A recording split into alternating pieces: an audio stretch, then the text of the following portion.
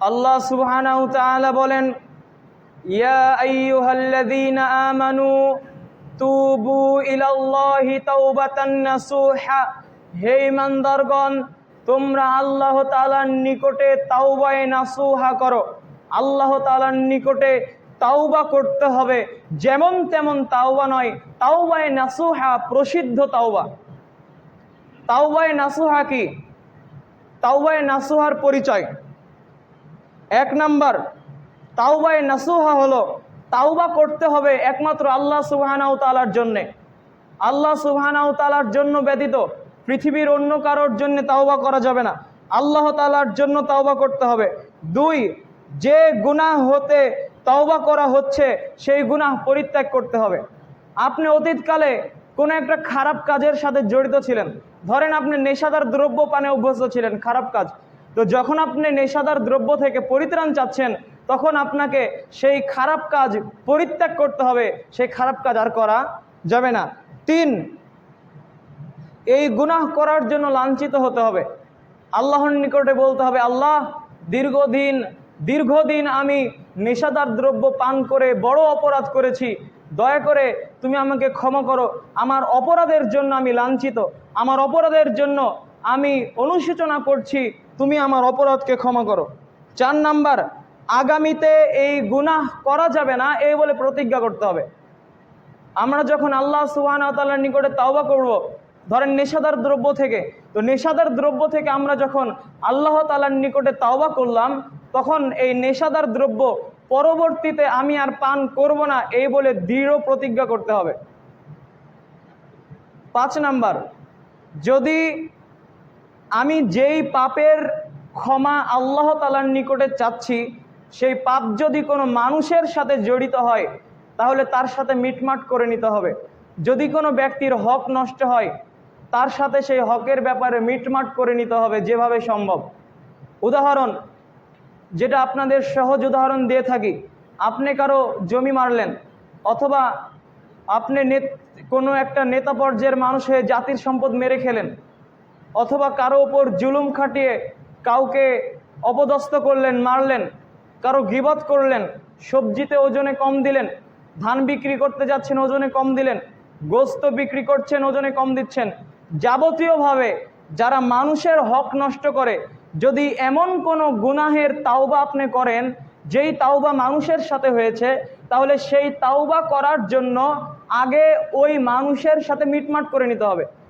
যার জমি মেরেছেন, যাকে ওজনে কম দিয়েছেন, তার নিকটে গিয়ে আগে তার সাথে মিটমাট করতে হবে। কেননা আপনি যে এই জমি মারার তওবা করছেন, এটা তো আল্লাহর সাথে জড়িত পাপ নয়, এটা কার সাথে জড়িত পাপ? বান্দার সাথে জড়িত পাপ। তো 5 নম্বর শর্ত হলো, যখন আমরা তাওবায়ে নাসুহা করব, তখন আমাদেরকে ওই যার সাথে পাপ জড়িত সেই পাপী ব্যক্তির কাছে গিয়ে আমাদেরকে ক্ষমা চাইতে হবে। এবার আসুন আরেকটি হাদিস বলে শেষ করি। আমরা আল্লাহ সুবহানাহু ওয়া তাআলার নিকটে কখন তাওবা করতে পারি? প্রথম কথা, আমরা আল্লাহ সুবহানাহু ওয়া তাআলার নিকটে সব সময় তাওবা করতে পারি, তবে বিশেষ সময় রয়েছে তাওবা করার, সেটি হলো গভীর রাতে। আবু হুরায়রা রাদিয়াল্লাহু তাআলা আনহু বলেন, রাসূল সাল্লাল্লাহু আলাইহি ওয়াসাল্লাম বলেছেন, ইয়ানজিলু রাব্বুনা তাবারাকা ওয়া তাআলা কুল্লা লাইলাতিন ইলাস সামাঈদ দুনিয়া হিনা ইয়াবকা সুলুসুল লাইলিল আখির। যখন রাতের 3 ভাগের 2 ভাগ শেষ হয়ে যায়, আল্লাহ সুবহানাহু ওয়া তাআলা প্রথম আসমানে নেমে আসেন, নেমে এসে বলতে থাকেন, মাইয়াদউনি ফাস্তাজিবা লাহু, কে আমাকে ডাকে আমি তার ডাকে সাড়া দিব, ওয়া মাইয়াসআলুনি ফাউতিয়া, কে আমার কাছে কি চাই, যে যা চাই তাকে তাই দিয়ে দিব, ওয়া মাইয়াগফিরুনি ফাগফির লাহু, আর কে আমার কাছে ক্ষমা চাই আমি তাকে ক্ষমা করে দিব। গভীর রাতে আল্লাহ সুবহানাহু ওয়া তাআলা প্রথম আসমানে নেমে এসে সারা পৃথিবীর মানুষকে ডাকতে থাকেন, কে আমার ডাকে, কে আমার কাছে কে কি চাই, কে আমার কাছে সম্পদ চাই, কে আমার কাছে টাকা পয়সা, বাড়ি গাড়ি, ধন দৌলত, স্ত্রী, সব কিছু যা যা চাওয়ার রয়েছে, কে কি চাই আমি তাদেরকে তাই দিয়ে দিব। কার ক্ষমার প্রয়োজন রয়েছে আমি তাদেরকে ক্ষমা করে দিব।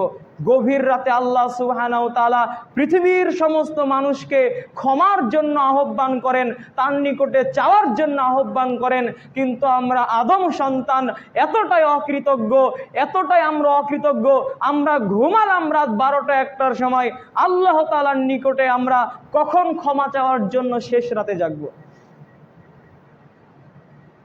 কিন্তু আমাদের উচিত ছিল সময় বাহির করে আল্লাহ সুবহানাহু ওয়া তাআলার নিকটে ডাকার।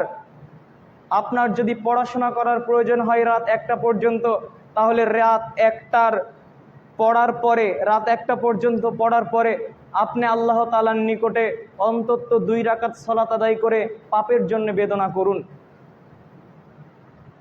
আর যদি আপনি বয়স্ক মানুষ হয়ে যেয়ে থাকেন, এশার সালাতের পরপর ঘুমিয়ে গিয়ে ফজরের আজানের অন্তত 1 ঘন্টা আধা ঘন্টা পূর্বে উঠে আল্লাহ তাআলার নিকটে রাতের সালাত আদায় করে ক্ষমা প্রার্থনা করার চেষ্টা করুন।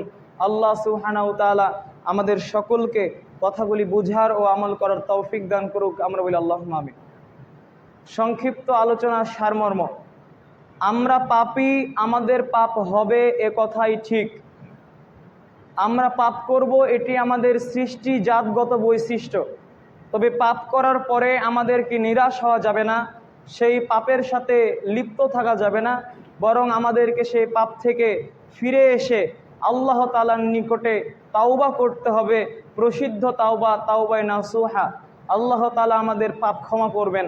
তবে যেই কথা আপনারা জেনে থাকেন যে বান্দার সাথে যেই পাপ হয়েছে সেই পাপ আল্লাহর দরবারে ক্ষমা চাইলে আল্লাহ তাআলা ক্ষমা করবেন না, বরং সেই বান্দার নিকটেই আমাদের ক্ষমা চাওয়ার পরে আল্লাহর নিকটে ক্ষমা চাইতে হবে। এই বিষয়গুলি লক্ষ্য করে আল্লাহ তাআলা আমাদের সকলকে কথাগুলি বুঝার ও আমল করার তৌফিক দান করুক। আমরা বলি আল্লাহুম্মা আমিন। আল্লাহ, আমরা যেন বেশি বেশি তোমার নিকটে তাওবা করতে পারি, তুমি আমাদের সেই তৌফিক দান করো।